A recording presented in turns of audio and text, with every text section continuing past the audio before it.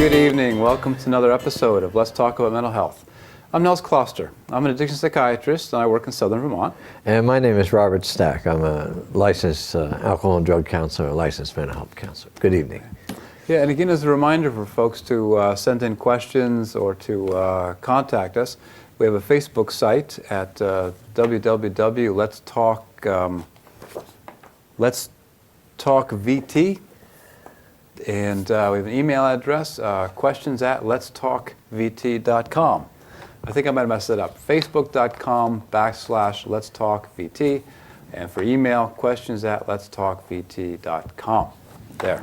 I've never done this before. We have a hard time just reading it. Imagine people actually doing it. Maybe that's why we don't get too many. That could but be. It's all right. Yeah. So one of the things that we were hoping we could talk about, and I guess everybody has to do this, columnists, everybody, is the New Year's and holidays coming up. And so we thought one of the things that we should spend some time talking about is, what is that? What's the implications? What are the things that people should be aware of? Both folks who are in recovery or currently using, family members, and maybe even say a little bit about professionals working in the field. I'd like to give them some acknowledgement, but also acknowledge that for some folks in the field, it really wears on you. I'm not sure how some of the people do it, because you work and the ones you see are the ones that relapse, or you see their names in the paper or something, and it gets very discouraging. And so I like to think of the new year as a time to recommit yourself almost. Take a moment and take a look at things that have gone on in the past, but also to look forward and things that you're going to work on. So I thought we could start, first of all, with an article that I saw Dr. Jeffrey Kane, who I used to work with at the retreat. He wrote a little piece about what addicts need to be careful about, alcoholics especially, in the holiday season. And one of the things was, being very clear about saying no when somebody offered them some alcohol or something, being very mindful about who they're with and where they are. And I used to tell clients, the first time you say no to somebody, you can be sort of, polite about it, no thank you, But the second time somebody tries to get you to take a drink, you might want to be a little bit more direct. You might want to be a little bit more like, I don't want any, and please don't ask me again. Because most of the people that I've known who are in the right mind about it, they don't ask the second time, but sometimes you'll run into someone who's drinking themselves, and they sort of feel like, well, I want everybody else to drink with me. Yeah. And I mean, the holidays are, I've even ran into some people today who feel like they're relatively healthy and are still stressed by the holidays. And of course, in mental health work, particularly folks say depression, anxiety, and addiction issues too, this is a hard time of year. And like we're saying, most folks need to come up with some sort of a safety plan or an emergency plan around this, because we know pretty much what type of situations we're going to encounter. And to protect oneself, like the old expression, an ounce of prevention is worth a pound of cure, to really sort of think these things out ahead of time and to have your game plan for if you go to these parties, how do you navigate them? And even non-alcoholics. I mentioned the other day, and I thought about, I was sort of unfair to my father. I said he had to drink every day, and he drank a beer. Came home from the post office, had a beer. The only time he got in trouble was when booze was free.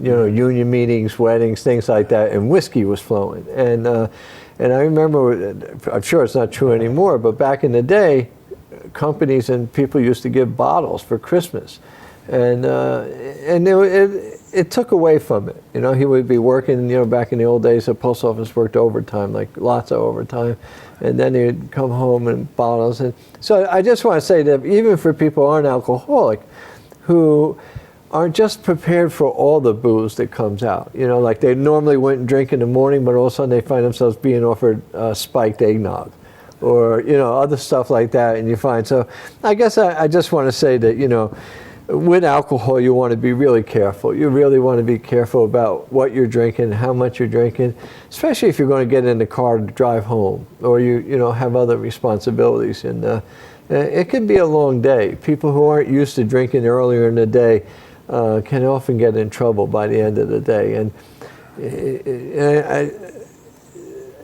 one of the things that is a little bit worrisome, and especially that I know about, is that sometimes people will lose their temper, or they'll bring up stuff that they shouldn't bring up, or old resentments and stuff like that. And if there's booze involved, boy, it's really, really quick to go to the wrong place. You know, it's what's supposed to be a joyous occasion, what's supposed to be a celebration, sometimes turns into be something else. And Yeah. I got to tell you, it's booze. I mean, booze does it, you know. Well, so, I mean, again, you know, from my piece, if you're looking at the brain and the impact of the alcohol on the brain, or, you know, other drugs as well, is it basically shuts off the front part, you know, we call the frontal lobe.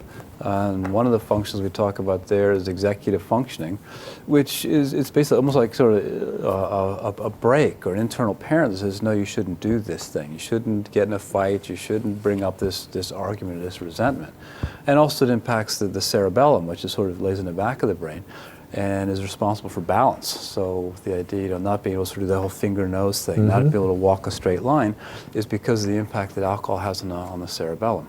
Right, and funny you mentioned about the DWI test, and you know, it's you know, you don't want to get a DWI and you don't want to drink and drive, but the damage you do when you're that drunk at home is is not good. It's like, you know, well, I'm not driving. Well, that's okay, I guess, you know, that you're not driving, but the fact that you're with your family and you're intoxicated, that's not a good thing. Yeah. I mean, it's not something like, you know, boy, I had a great time last night, I got drunk, you know. I don't think that's true. At least I don't know. Maybe I'm wrong about that, but that's just my impression. I mean, you know, sometimes you'll hear that you would fail the DWI test or something, but I think you're probably failing in other tests. I mean, given by family members.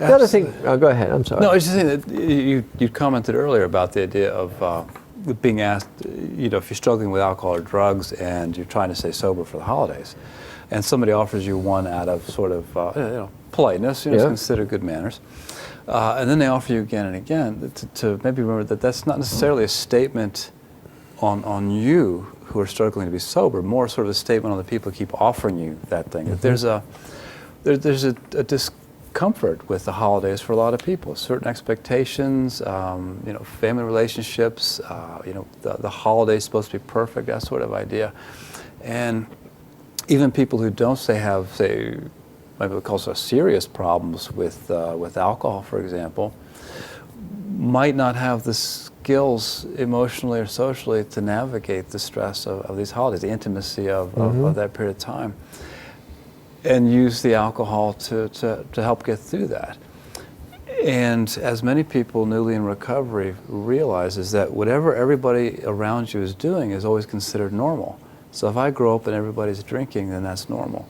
If I go to Christmas holidays and everybody's having too much to drink, then that's normal.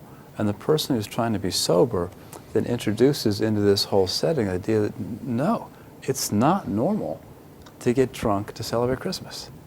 And by you refusing to do just that, you're being there's almost a provocation there, right? That, hey, you're trying to make that person stop and think, no, this is not necessarily normal, and a lot of people don't want to stop and think that. That's right, and I you know, I should also mention, I don't know how many alcoholics actually watch this show or recovering people, but you know, always be careful about picking up a glass. Always be careful about, you know, what you're drinking, and you know, you don't want to set off a relapse, and because I think it is kind of risky. Even cakes and desserts sometimes, you know, rum cakes and stuff like that, and different people have different ideas about this, whether or not the alcohol is cooked off or not cooked off. But a rule of thumb for me is if you're new in recovery or in recovery and you're trying to be absent, be careful. Be careful what you eat. Be careful, you know, I mean, Thomas Jefferson said the price of freedom is vigilance, and he was talking about politics.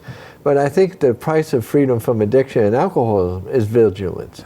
It's being careful where you are, what you're doing, and you know what's going on socially. So I would again say that. And one of the things I wanted to follow up with, while we're talking about this, when I worked in the hospital, there were people that used to come in the hospital and get treatment over the holidays. It was like a home away from home around the holidays. There were some people we expected that would come in, and there were some people also that used Christmas break from their job or something. They were going on vacation to come into treatment. And it was almost as if I'm not going to ruin another Christmas. Right. And I'm not going to, I don't want anybody to know that I've come up to the Vermont, and I've gone to the retreat or something. But I just don't want to do this anymore. It's almost as if they were making a resolution that this is an opportunity. And I guess I want to reinforce that. If people who are currently using, especially opiates or some drug that has a level of dependency, you might end up feeling bad that you don't have money for gifts, or you're not actively involved in family planning for the holidays. You might be looking at it as a pretty negative event. I just want to remind people that that's probably the greatest gift you could give your family and your loved ones, is to begin to cut down, to begin to make phone calls to treatment centers, to clinics, to doctors who provide treatment or help, to begin to think about, maybe this is a time for me to stop. Maybe this is a time for me to reach out and get help. And it's impressive too. I don't know what it says to the strength of the efforts, but a lot of people seek treatment and are trying to coordinate it with the holidays so that they're not in treatment at Christmas time, right? They're not in treatment at Thanksgiving, be it because they want to be with partners, children, larger family. And I think, like you're saying, actually being in treatment might be a much more meaningful gift than you could possibly give by your own presence there, especially if you're struggling with this kind of use. Right, and I'm not necessarily saying you have to go inpatient either. I'm just saying that, have an awareness of it. Make that phone call, make an appointment. Go to a local clinic. But if it's methadone or finding Suboxone or whatever it might be. Begin to take that kind of action. Get the number. I don't, what I mean. I'm just saying that it doesn't have to be. I think one of the saddest things I've ever, if you want to think about this, is Christmas Day. Nothing's open, no stores are open. The only people walking around, you might see junkies, you might see addicts looking to get high. It's like after a blizzard, the only people on the highway are, road crew and people looking for something else. Drugs, and I know that sounds mean. I don't mean it, but I'm just saying that there's probably nothing sadder than to be walking around looking for a bar that's open, or trying to find somebody to get you a drug or something, and everybody else is sort of celebrating this or celebrating that, and you almost say, sometimes you run into people who are almost being callous about it, like it's just another day, and it's a pain in the neck because I can't cop or I can't find anybody. And I just think, I think on some level, that's probably the saddest moment for some addicts and alcoholics, when they realize, that holidays aren't holidays for them. There's no celebration. It's another day of misery. It's another day of getting high. It's another day of chasing the drug. And I just think that maybe you could take another point of view of that. So I don't know. I don't mean to keep going on that. Yeah. So what do you think about New Year's resolutions then? It sounds like we're almost encouraging people to use these holidays to get into treatment. Well, I think people should reflect. I think it's hard. Like I was saying, I think it's really hard for people to say, well, it's just another day. It's not just another day, and it's a certain time of year. And I think it is worth reflecting on it and thinking about, what has the last year been like? Be honest with yourself. What has it been like, and what do you want next year to be? We were talking about last week. I ended the show last week talking about hope and the importance of hope. And I was saying it earlier. Part of being hopeless is the loss of possibility. The loss of possibility about what are life's potentials. And boy, when you're wrapped up in alcohol and drugs on a daily basis, you have no possibilities. I don't mean that in a mean way, but it's all about that struggle. And you begin to believe, it seems almost like if someone was to say to you, oh, you can do this and you can do that, you just look at them like they're crazy. You're going like, no, I have enough trouble getting through today. Yeah. So I think it is a time for reflection. I forget, it was the Roman god, maybe Janus, for which January is named after. It had two faces, and the one was looking forward and the one was looking backwards. Right. So that, I think that idea of hope we've recognized has been important.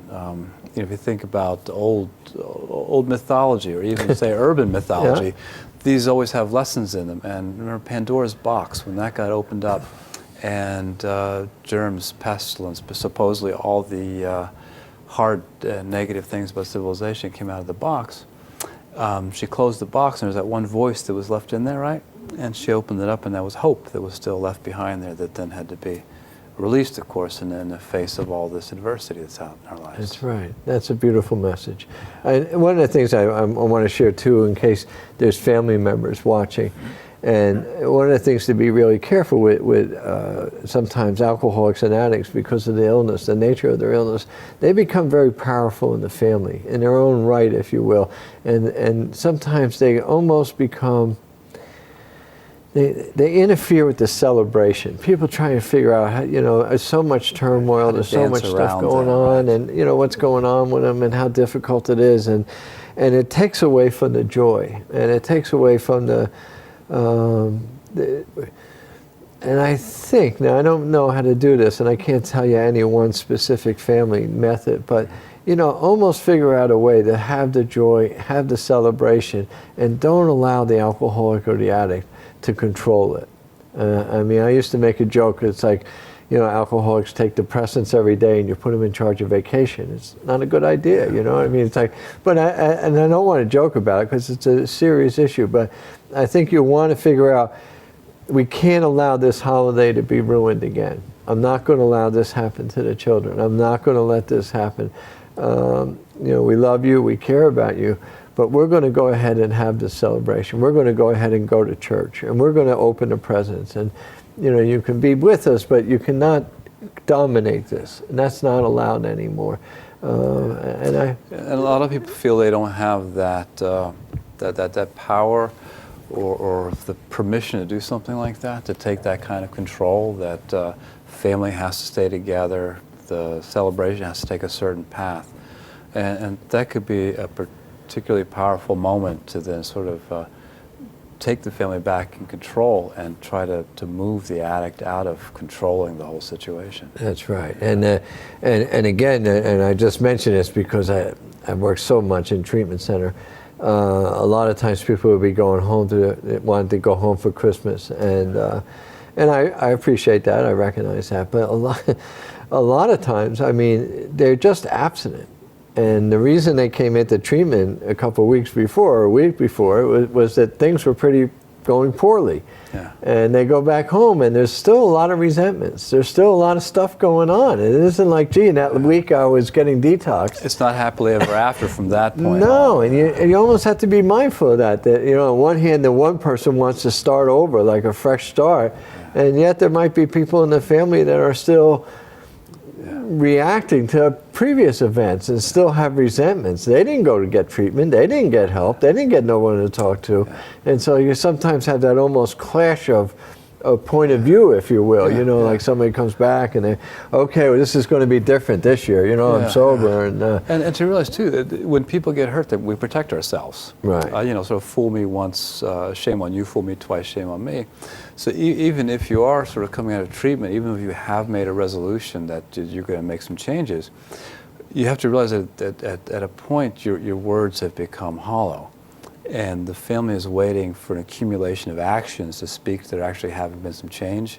So please don't get discouraged. Just swallow it, recognize there's nothing you can say, and that if this holiday season shows a change, that can be the beginning of following changes that then will accumulate and actually make a difference in the family. Right, and use Al-Anon or whatever other group, your support groups, or a church group or something like that.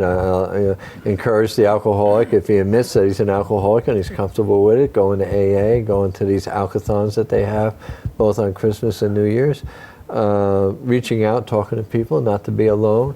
So there are things to do. The other person, and I hope, if you don't mind, I wanted to talk a little bit more too about the people that we have the privilege of working with. Right.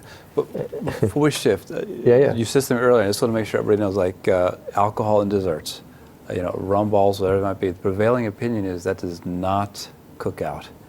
Right. So please take that seriously, that is not a safe thing for people who are struggling with alcoholism. Oh no, I worked one time, with a chef. I've worked with a few chefs over the years, 29 years, and they tell me if I boiled all the alcohol out, what kind of, I'm not boiling my meat here, right. No, really, And part of the putting the booze in there is that if you've ever seen some of these really fancy restaurants, they start off with booze in the appetizer. You know, whiskey something or other, and then they go on from that, and everything has booze.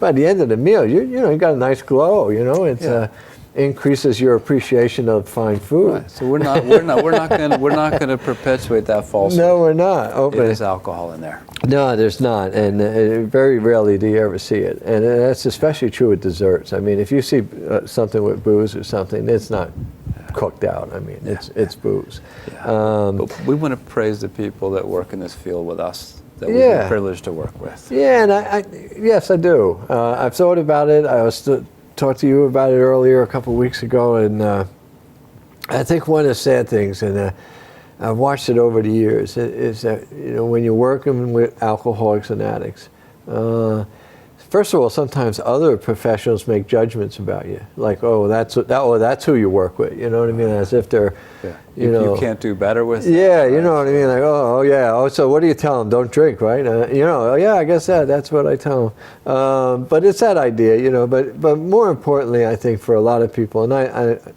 people I've known, it's such a struggle. You work with folks. You look for progress. There's a lot of times there's relapse, there's people getting in trouble, people who have a hard time. There's a lot of family damage, there's family dynamics, there's things going on. And I think sometimes when you get in the field and you work in the field of alcoholism and a drug addiction. And mental health. And mental health, thank you for saying that. I mean, the whole thing sort of sometimes gets discouraging. And I think one of the things I would hope that, I don't know if anybody's listening to this program that's in the field. I mean, I would hope that on one hand, one of the things they would do is give themselves some credit for all the work they've done this year, for everything that they've done on behalf of society, on behalf of the individuals.